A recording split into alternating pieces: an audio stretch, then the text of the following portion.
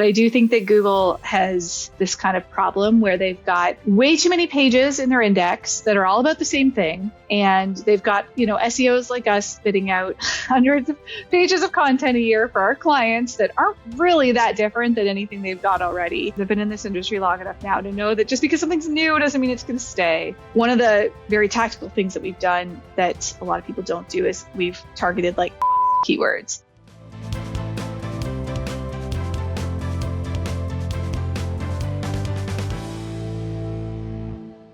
Our guest today is Joy Hawkins, the owner of the local search forum, Local U, and Sterling Sky, a local SEO agency in Canada and the US. She has been working in the industry since 2006. She writes for publications such as Search Engine Land and enjoys speaking regularly at marketing conferences such as MozCon, Local U, PubCon, Search Love, and State of Search. You can find her on Twitter or X, or volunteering as a product expert on the Google Business Profile platform. Joy Hawkins, welcome to the show. Thank you so much for having me. I'm excited to be here. You are very welcome. I am very much looking forward to a fast-paced conversation. How's that for pressure?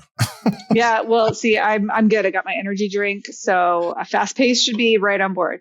I got my coffee, so we're both, energized. How's that? Sounds great.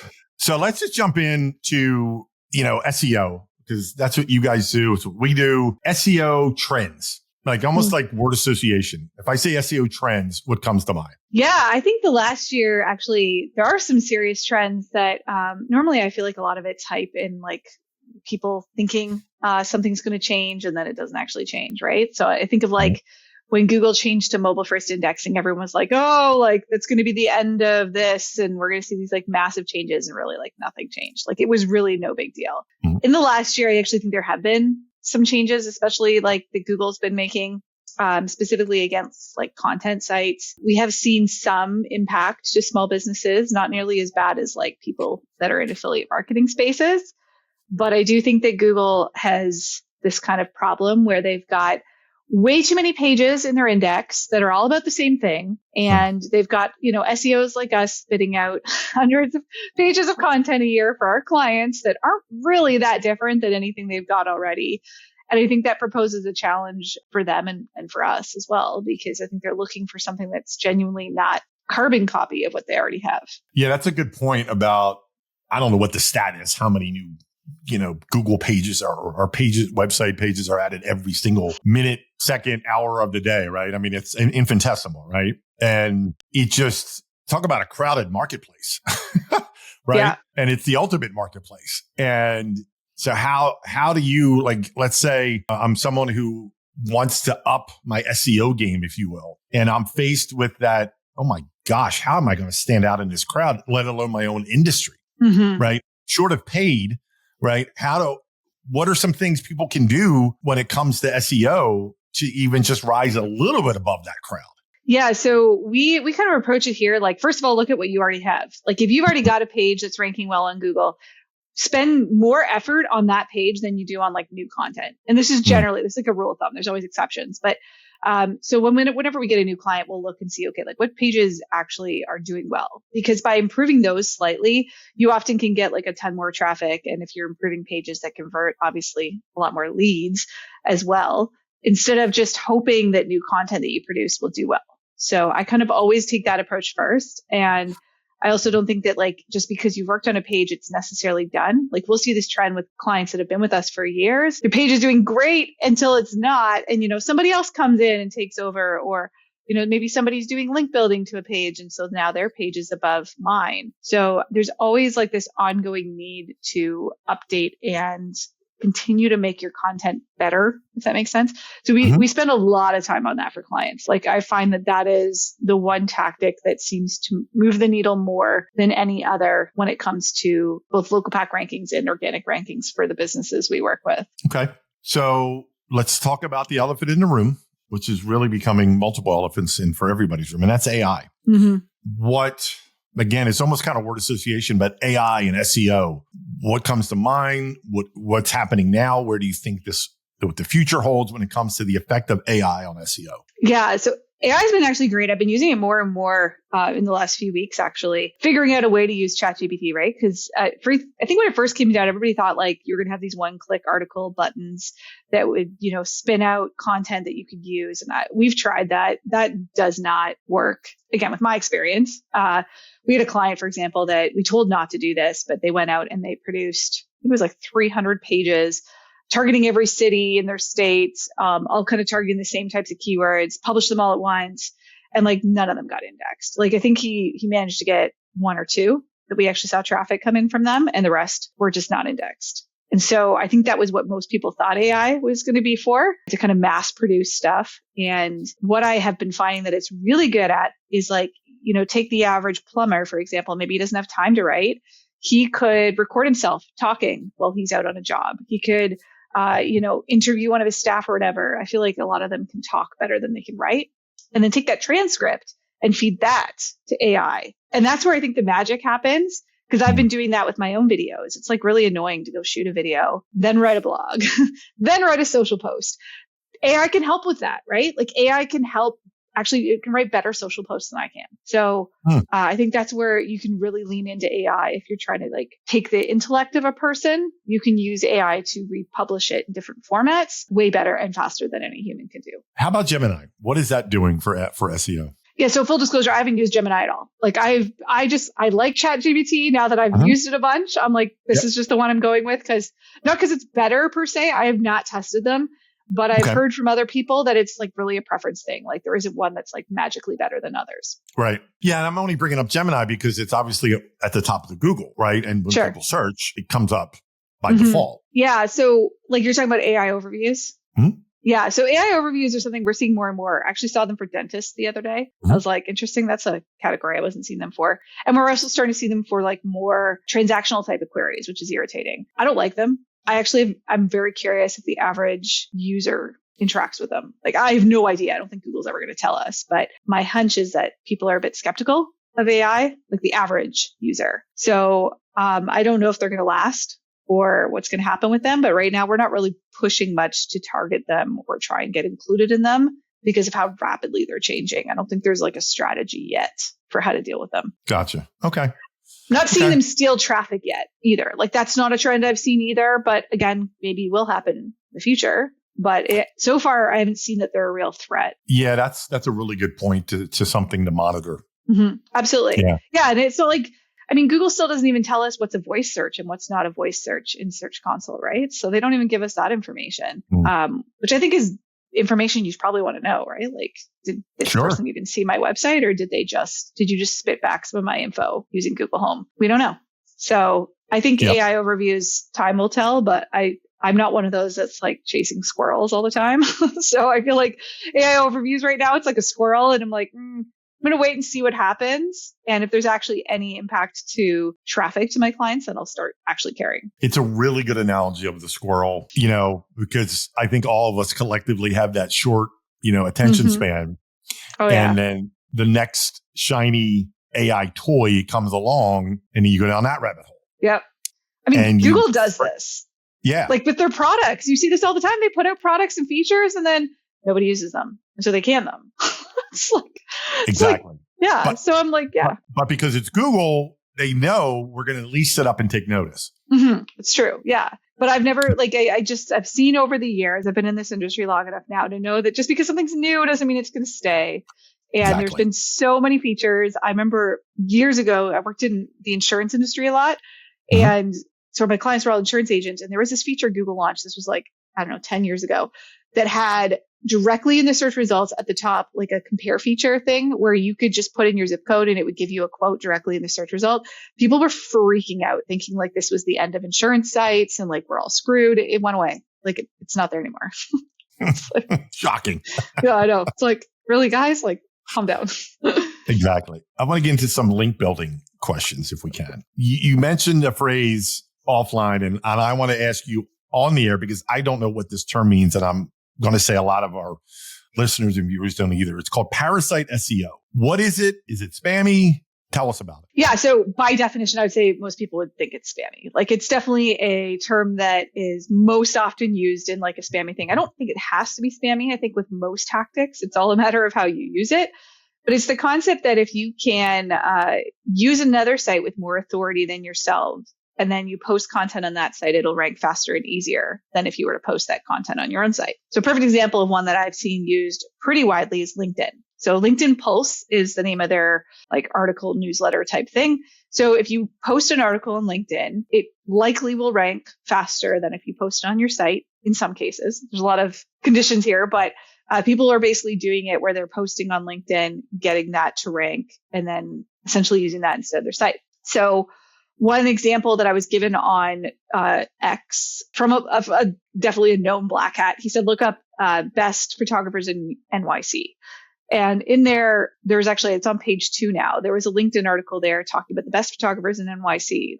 That's an example of Parasite SEO. It's on page 2. It used to be pretty high. So we've been actually seeing that some of these, especially LinkedIn Pulse in the last like week, are starting to drop. So I don't know if that's something that's going to stick or not. But in the last year, that strategy has worked pretty well. And I wouldn't say that it necessarily is spammy because I think there's lots of cases where you can post content on other sites. It's not spammy. So I think there's a way to utilize it, but it's very hard to track. So that's been part of why I haven't really adopted it. Cause I'm like, okay, if I spend all this time for my client, maybe getting this LinkedIn article to rank, like how do I measure conversions from that article? Like it's almost impossible. Right. Yeah.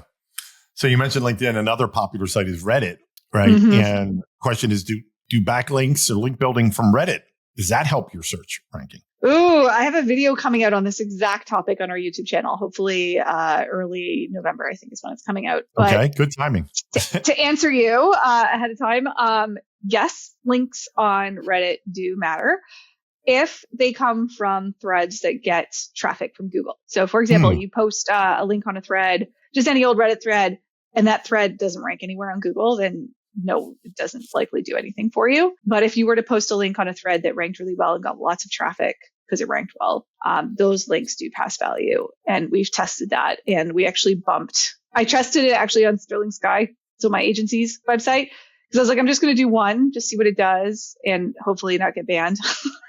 Because I contribute a lot on Reddit. And I was like, okay, this isn't spammy. I'm just posting a single link. Nobody kill me. And it depends on the subreddit, like, because it all comes down to like each group and, the rules. Some people don't care about posting links, but this particular one that I did was not outrageous or spammy. I did one and it bumped us from like page, I think we were 25 to position 10, like within like a week. Like it was kind of wild. Wow. Yeah. So I'm trying to remember I know it was definitely 25 to something on the first page. I can't remember the number, but it was substantial. Now, when it comes to backlinks, what do you think is the best way to measure the value? Yes, this is something I've been exploring for the last few years because I didn't have a good answer to this and it bothered me because I'm like, well, we were spending all this time and effort building links. And I know that some links matter and some links don't. And I wasn't really clear on how to tell the difference because a lot of people, when you ask them, because I've asked a lot of people, I used to ask people in interviews, asked various link builders I know, how do you measure the value of a link? And like the standard answer I would get often focused around domain authority. So be like, when you go buy a bunch of links, for example, on any site, how you're charged usually is based on domain authority. Like if it's a DA 50, you're charged more than if it's a DA 20, right? That's how most sites do it. The problem I ran into is a lot of these sites, you put them into like Ahrefs or any tool that shows their traffic. They can have a DA 50 and have zero traffic on Google. Like the site could have got hit by an algorithm update like 6 months ago. Their DA doesn't adjust. And that really bothered me because I was like, I know that links from that site are worthless. If the site doesn't rank anywhere on Google, there's no way a link is passing the SEO value. So what do I look at? So I think there was like 3 or 4 metrics that came down to that you want to check. You want to look at the site's traffic as a whole. And the metric I use is actually organic pages, which is a metric that Ahrefs has. Don't think any other tools have something similar to my knowledge. But the organic pages metric basically looks at like how many pages on that site rank. So if you look at a directory like Yelp, for example, it'll probably be in the millions because that site does really well. And there's a million Yelp listings that actually rank for branded searches and things like that. So Yelp will do really well. But if you look like an old outdated directory, like, like citysquares.com, you'll notice that their organic page trend is bad over the last 5 years. So you'd want to avoid sites like that because they're not as valuable. So I look at that metric. I also look to see if like the page that you're getting a link from is in Google's index. Can't tell you how many citations are not in Google's index. The majority of them are not. So if you submit a business to like 50 citation sites, you'll probably get like under 10 that'll get indexed. We also look at, I'm trying to think what the other thing is. Oh, if the link is followed or not. So a followed link in generally is better than a no followed link, because in our testing, if you get a no followed link from a really good site with tons of traffic, it's good. But if you get a no followed link from like, I don't know, a random guest post you did on a site that nobody knows about, it doesn't do anything. Whereas like a followed link on that same kind of crappy site will possibly do something. So followed is definitely way better in that sense. And then anchor text would be the fourth thing we look at. Like if you can get anchor text in the link you want to. Offline, you mentioned about, I think it was a home service business that got a manual action for link building. Tell us that story. Oh yeah. It's the first one I've seen in like over a decade. So we don't ever see manual actions. Like for any of our clients, businesses we work with, I couldn't even hear any stories when I was asking people that actually do work in this space. Like they deal with manual penalties. A lot of them said they haven't seen link penalties in a while.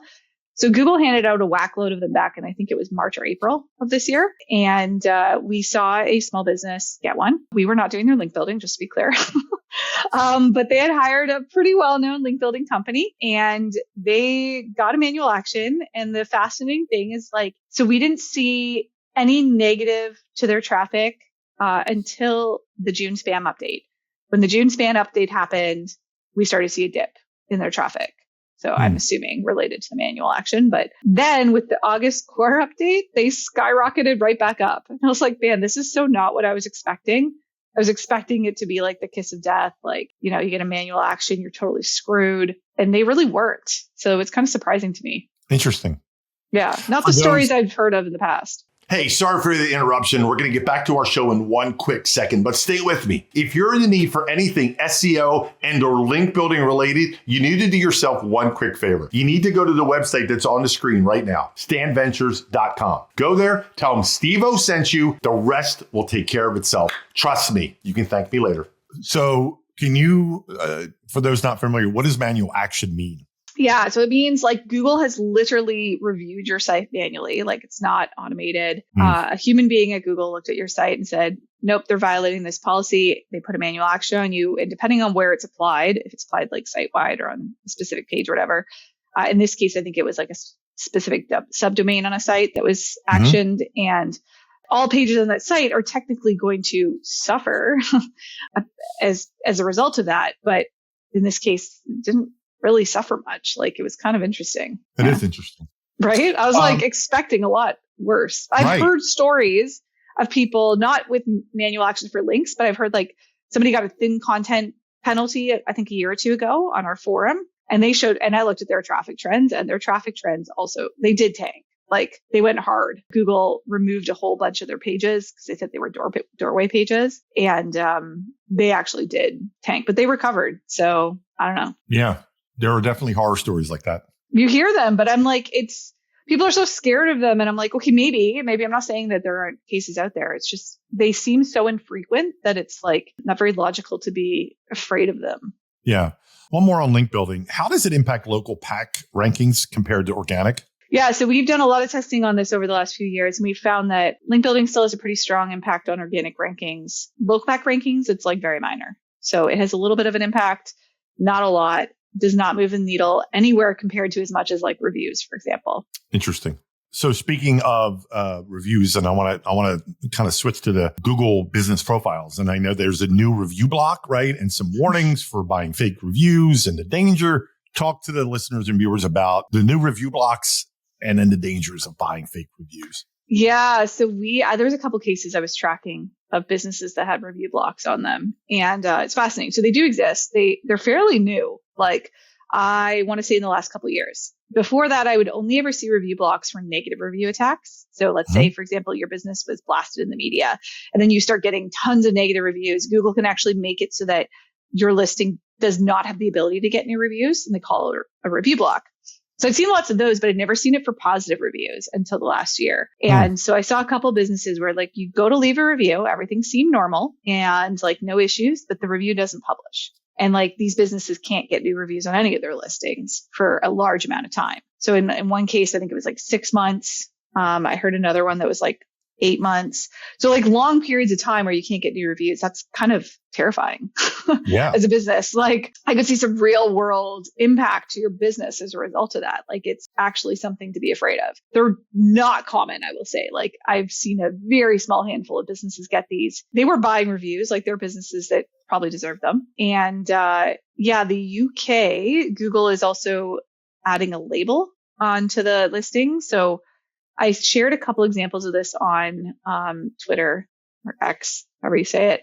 And Mike Blumenthal has also been sharing some examples as well of what it looks like. But in the UK, they're actually putting a warning label on your listing. And it'll say something like, this business has had a bunch of their reviews removed recently because they had suspicious, I think they call it suspicious reviews. And so you can't leave any new reviews. And not only that, but they're actually removing chunks of reviews that you got. So it's like, ooh, this could actually make some waves if they actually start doing this more. Yeah, that's pretty serious. Which they should do something. I'm not saying like be as crazy as Yelp, but like the fake review problem is a real problem. I see so many businesses where I'm like, there's no way these are real. Like there's just the volume, but the benefits to getting reviews are so high that most people kind of put their moral compass aside. And it's just, like, oh, the benefits outweigh the negatives. Yeah. I mean, it's a bit of a Russian roulette, right? If you get caught. Yeah. I mean, I never condone it. Like to me, it's like an ethic thing. I'm like, yeah, I don't know. That's like literally lying, right? You're like getting people to leave a review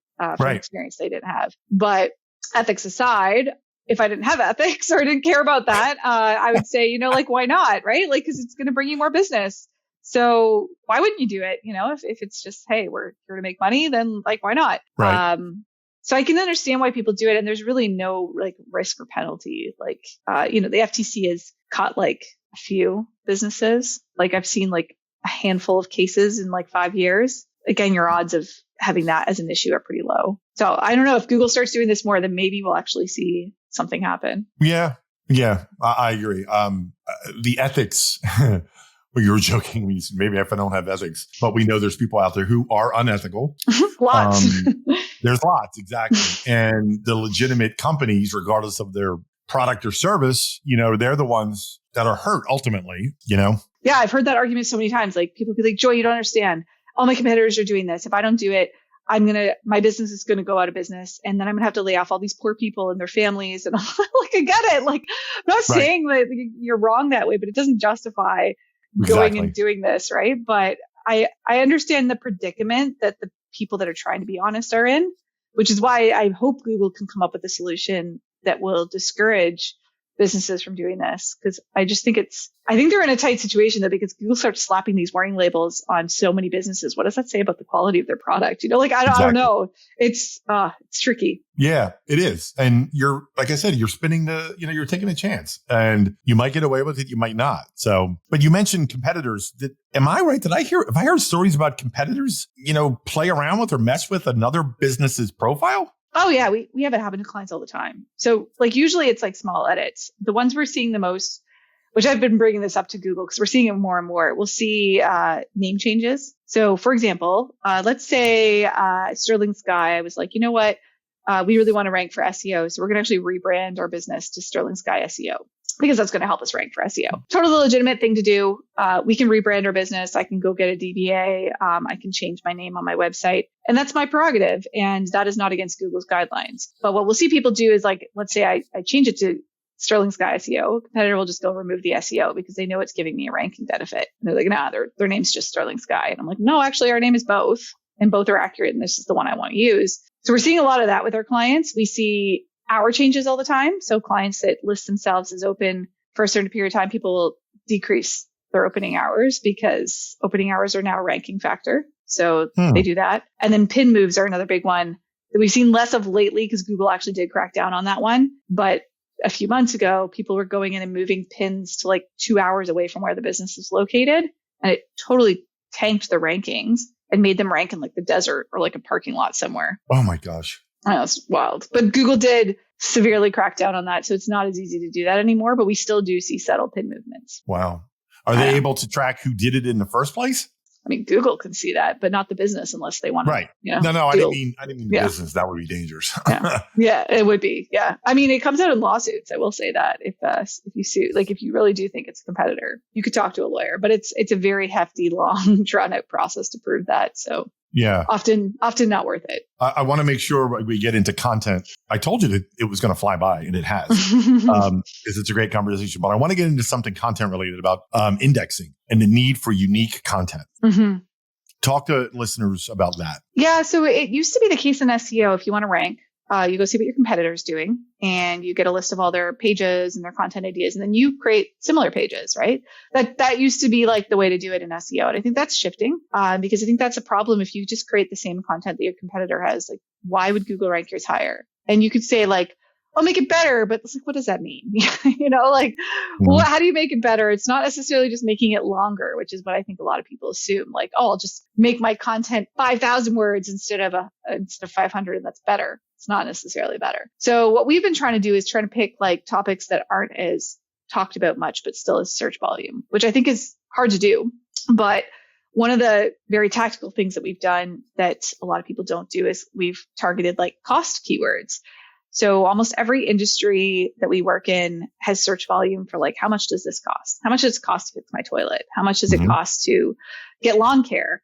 Like all these various things. How much does it cost to hire a divorce lawyer? Cost keywords get a lot of search volume. And the best way to rank for them is to actually list prices, which the whopping majority of small businesses do not do. They won't list their prices anywhere on the sites. And this is something that we usually have to fight with them on. But listing prices is a great way to rank for cost keywords because it's very difficult to rank for them without listing actual numbers. That's fascinating. I can see both sides of that coin, why some businesses don't want to quote unquote commit to a price. I will say so far in every single case that we've done it on, I've seen no negatives. People are like, oh, I'm not the cheapest. It doesn't matter. Like, again, I think the average consumer knows that. And if people are looking for the cheapest, guess what? They're not going to hire you anyways, even if they do call you, because they're probably calling other people. Exactly. Yeah. And not to state the obvious, but you can always change your prices. Yeah, exactly. So just keep it updated, obviously. But so far, every time that we've done this, added prices, all that happens is an increase in leads. So I'm a big fan of it. It's something that I think is, an example of getting content that your competitors don't have, that Google wants, and that customers want. So it's kind of balancing that. That's very interesting. Really interesting.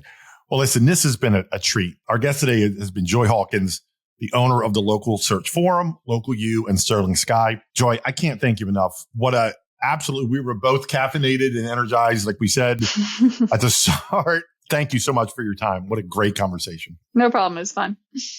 Hey, I'm the guy from the video you just saw. Thanks for watching. I really appreciate it. Now do yourself a favor. If you haven't already, subscribe to our content. Believe it or not, unconfirmed rumors and reports, you will see an increase in 20% in organic traffic just by subscribing. Okay, maybe not, but it's fun, right?